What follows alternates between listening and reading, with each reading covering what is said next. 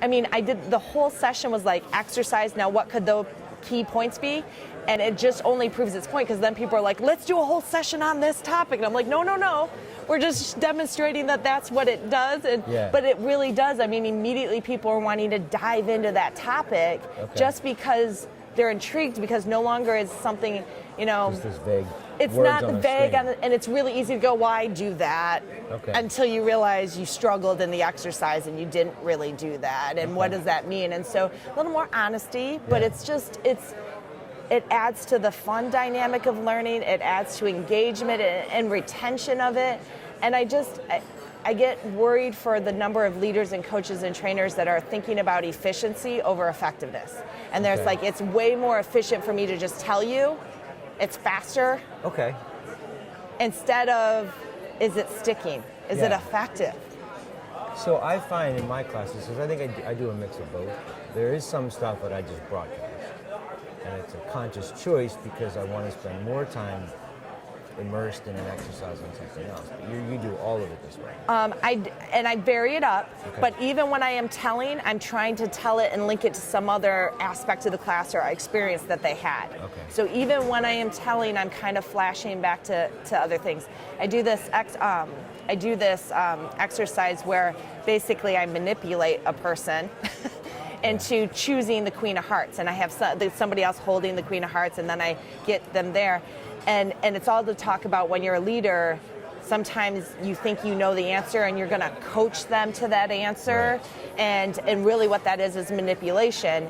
And so I'll have people come back to me after my class and they're like, I so Queen of Hearts somebody today. And it's this like, it kind of gives the acceptance to it. So I still want to talk about those things, but I always still try and link it back. So then later in my class, when I want to make a key leadership point, I might link it still back to the Queen of Hearts, make an association. Connecting it back is going to be part of the retention. Because then I'm not only that, I'm 6 timing the other information to keep reinforcing it as well. That's awesome. Yeah. So it's a really fun session, and it's different. I feel a little bit challenged to try to do more of that in my classes too. Yeah. But tomorrow morning at 9 o'clock. Yes. What's going on? We are doing presentation karaoke. And they asked me to do it because I actually do this now a lot with my clients and stuff. But the reality is Arlo Belshee came up with presentation karaoke. So I said I would only do it if Arlo would team with me and do it. And so Arlo Belshee and I are doing on Friday morning presentation karaoke. And how this stemmed was, and I don't remember which year it was, Arlo would remember which year, we were all sitting around and Arlo just goes, I think wouldn't it be funny if if you had to speak to a topic no matter what slides came up? And I was like, whew, challenge accepted, right? And he spent an entire evening downloading everybody's slides from the conference. And he made this massive automatically revolving deck, kind of like Pechakucha, right? And then he put it in Open Jam that year. And you basically had to walk up at that time and pull a topic out of the fishbowl. The topic could be retrospectives or product backlog refinement or anything. And then that was your topic. And then no matter what came up on that screen, you had to do a session on it. And at first it was just humor. Like it was just enjoyment because I remember, I think Llewellyn was doing one, Llewellyn Falco was doing one, and I don't even remember his topic, but on the screen came like this heart with a bear clamp over it, and he's like, I got nothing. What am I supposed to do with that, right? But even that was funny, right?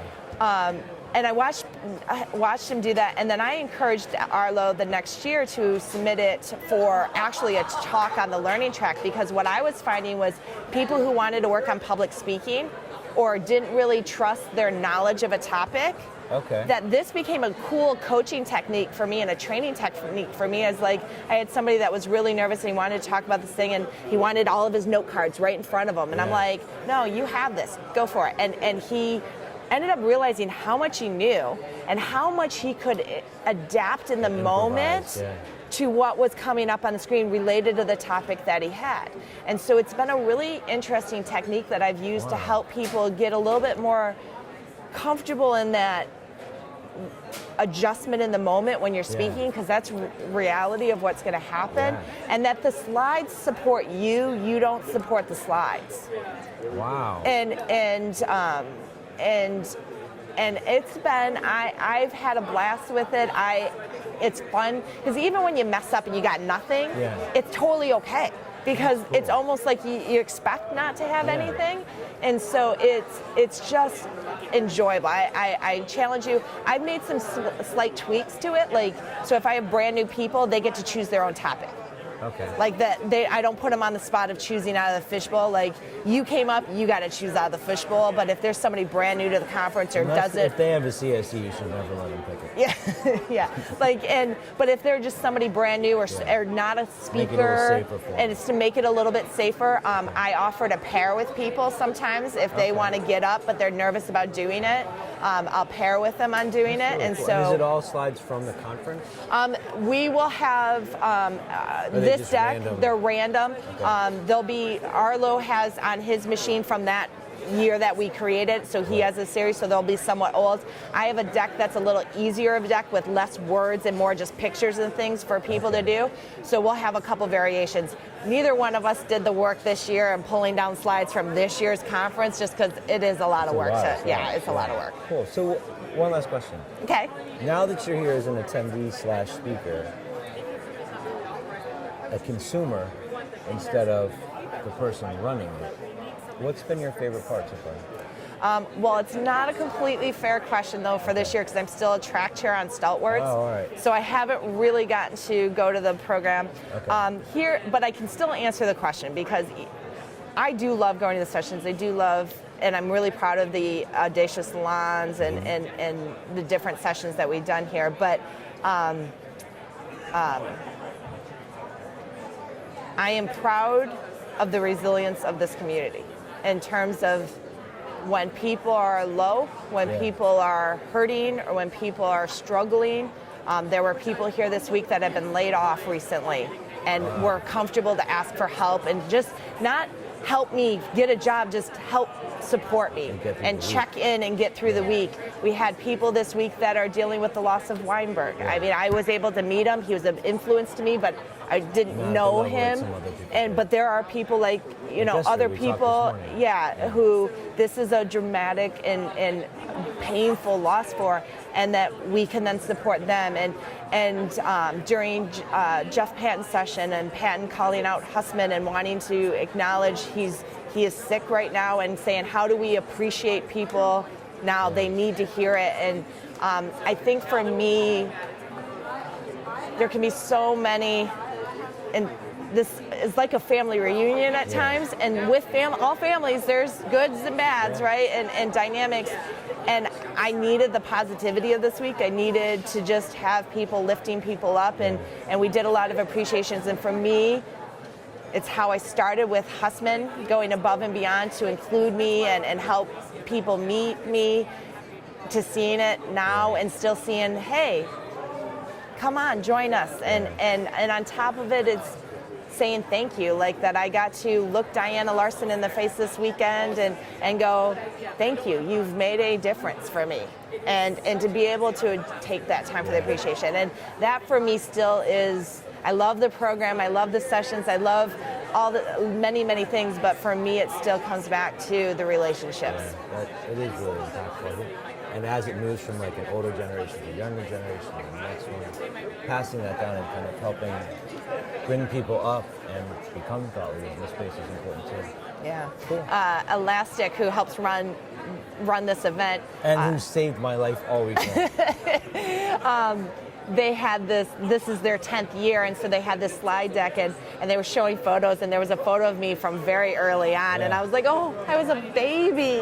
I can't wait to see it. I was like, oh, look how young, and but it was cool to even see that. Was just like, wow, I remember that. I remember when we did that, and I think it is part of my story now. It's part of me, it is a lot like a family reunion, also in it. Year after year after year after year, it builds. I don't know. I feel like it gets richer every time you come. Yeah. Cool. All right. Well, thank you very much for coming by. What if people want to get in touch with you? What if they want to find out about these classes that you teach? So most of our classes are all on agileforall.com's website. My baby class that I'm like in love with right now and I'm doing frequently and I'm loving the results from is the Leading Amazing Teams that I do with Jake Calabrese. Okay. And that's on the website. We have upcoming classes in September in Texas and DC, still public. How long a class is it? It's a 3-day. It's an intense class, but I'm super proud of what people gain and what we've heard in terms of feedback from it. It's like it's become a primary thing. I had a no Twitter rule this week, so unless someone tagged me directly on Twitter, I haven't been reading or looking at Twitter, but you can reach me on Twitter and LinkedIn. Why no Twitter? Just, again, I stuck with the positivity thing. I didn't want, I wanted the feeling of the community of people, you know, and not random people I didn't know. Yeah. And so Twitter serves its purpose, but this week for me, I was just like, I'm going to... Yeah, hands That's off. very helpful. Little self-care, I think, important. sometimes. That's really important. Yeah. Cool. Well, thank you. You're welcome. Thank you. Great It's seeing always you a again. pleasure. It was fun. And karaoke tomorrow morning, 9 o'clock. Karaoke, 9 a.m. Those of Join you us. It'll be survive the fun. night. Cool.